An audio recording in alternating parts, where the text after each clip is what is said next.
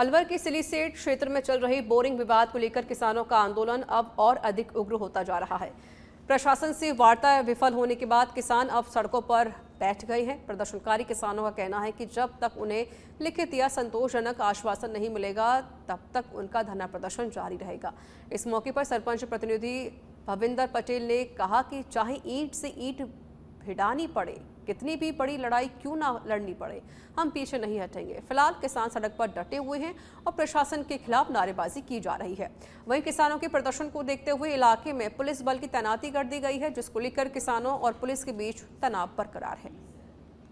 सैकड़ों ग्रामीणों का धरना सुबह से लगातार चल रहा है। अलवर के अहिंसा सर्किल पर ग्रामीणों को रोक लिया गया था। प्रशासन ने यहाँ बैरिकेड्स लगा दिए गए थे। सैकड़ों की संख्या में ट्रैक्टरों से अलग अलग गांवों से हजारों की संख्या में किसान यहाँ पहुंचे थे। हालांकि सुबह अलवर एडीएम योगेश डागुर से कुछ किसानों के जो पदाधिकारी थे उनसे लगातार बातचीत कर रहे थे, लेकिन जो फैसला जो उनके पक्ष में आना था वो इनके पक्ष में नहीं आया। और उसके बाद लगातार दूसरा आदेश मिला कि जब तक लिखित में हमको कोई संतुष्टिपूर्ण जवाब मिल जाता है जब तक हम यहीं रहेंगे।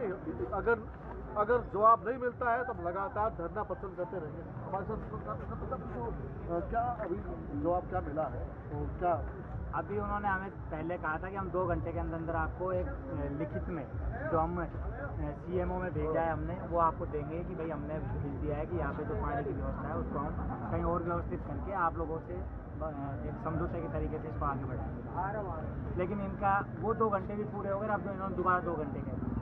हमें समझ में ये नहीं आ रहा कि प्रशासन चाह क्या रहा है।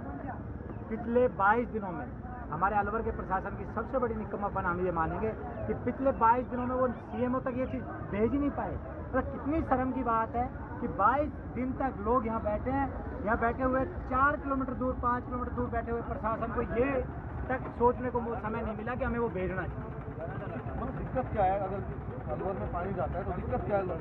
हमको कोई दिक्कत नहीं है, हम तो खुद हमारे भाई बंद रहते हैं, हमें किसी से कोई परेशानी नहीं है। लेकिन हमें ये बताया कि जब हम पढ़ते थे तब भी ये कहा जाता था कि पहले गोद के की आस की जाती है, पेट के की बाद में उम्मीद होती है। पेट में क्या पल रहा है किसको पता है। हमारे देश की विडम्बनाएं ये हैं, 1977 से हमारे यहाँ गंगा जल जो यमुना से जो पानी लाने की बात चल रही थी वहाँ से शुरुआत है। 1977 से आज 2025 आप मान के चले तो लगभग जो समय निकला है 23 साल वो और 25 साल 48 साल सरकारों ने ये निकाल दिए। हमारी मुझे बताओ, बोर अगर होगी नहीं होगी प्रशासन क्या चाहता है? प्रशासन तो कुछ भी चाहे, पानी की बोर तो हम नहीं करने देंगे, उनके जो जैसे जो वो कर लेंगे। प्रशासन को ये तो उनको मानना पड़ेगा कि यदि एक आदमी की आहुति होनी चाहिए तो हम उनको देने को तैयार है। बोरिंग तो उसको नहीं करने देंगे, उनके मन में जो है ना वो करके देखेंगे। बोरिंग एक भी नहीं होगी, बोरिंग एक भी नहीं होगी। उस दिन भी हमने नहीं करने दी।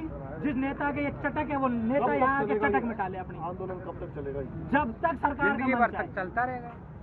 जब तक सरकार का मन चाहे। यहाँ जो मौजूद किसानों का कहना है कि लगातार चाहे धरना प्रदर्शन अनिश्चित काल तक देना पड़े लेकिन हम बोरिंग नहीं होने देंगे।